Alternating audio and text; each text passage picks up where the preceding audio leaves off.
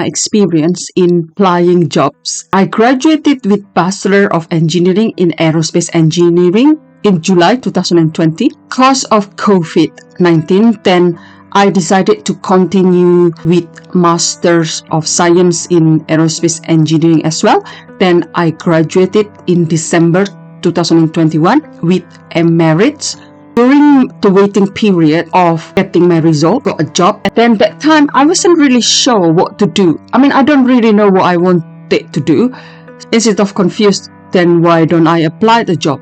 Before I got that job, actually applying almost like 500 jobs or something. I had a few online assessments. To be honest, it is unfair. Why I say it is unfair? Because I have dyslexia and ADHD. Those type of assessment is actually not that good for me. It is because every time I went for an interview, I have good interaction with other people. Those online assessments, I usually skip, and I skip so many.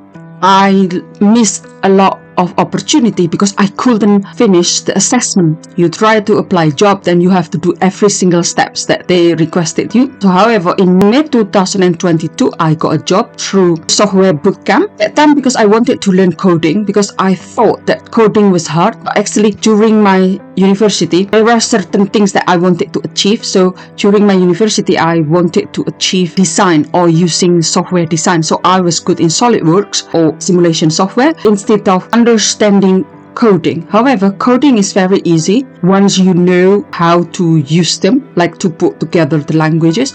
So I picked it up really quickly. But because in the second year of my undergrad, I wanted to learn C++.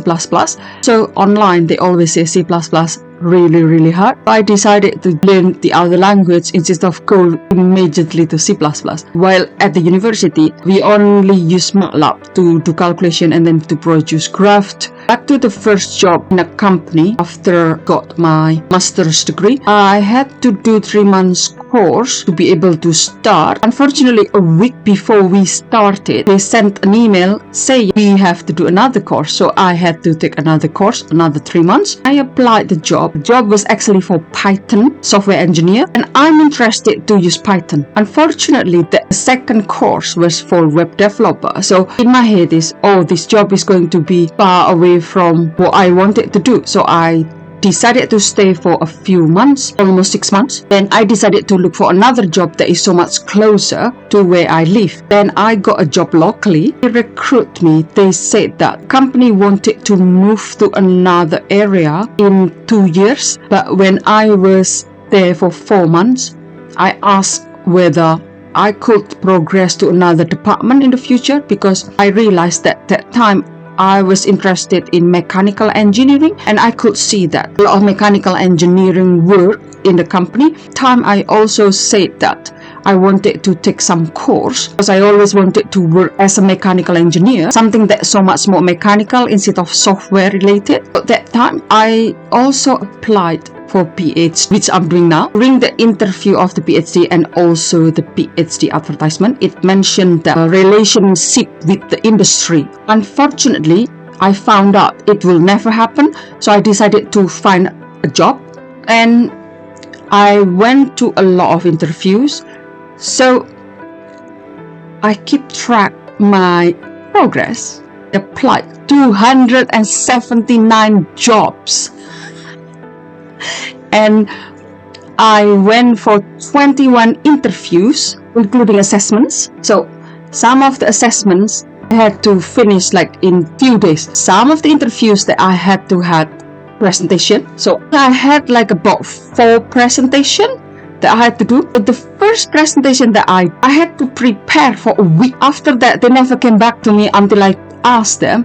If they did that to me, it means their company is not professional. Our company who interviewed me only interested to my research. So they wanted a shortcut. So the good thing is, because I had 21 interviews and assessment, I realized what kind of question they would ask me. So I listed the type of questions. And also what I learned that if you want to apply a job or if you want to work in a certain company, keep applying. It was so hard for me to get into the industry that I wanted to work and the job that I wanted to do. I had to reframe the cover letter. But I was serious. I wanted to work for the industry as well as I wanted to do the job title of the job that I applied. Actually, I applied for this company for 6 times. A few months ago, I applied the job as a mechanical engineer. The HR contacted me saying, "Oh, do you want to go for an interview, but not for the job that I applied?" And I thought, okay, I'll try that because I really wanted to work for the company. So I thought, yeah, okay, of course, I'd like to do it. And I had the interview, I had to prepare a presentation about myself, which like, oh my God, that's amazing because I have to talk about myself. I never really had that chance, like to say about like, oh, how good I am.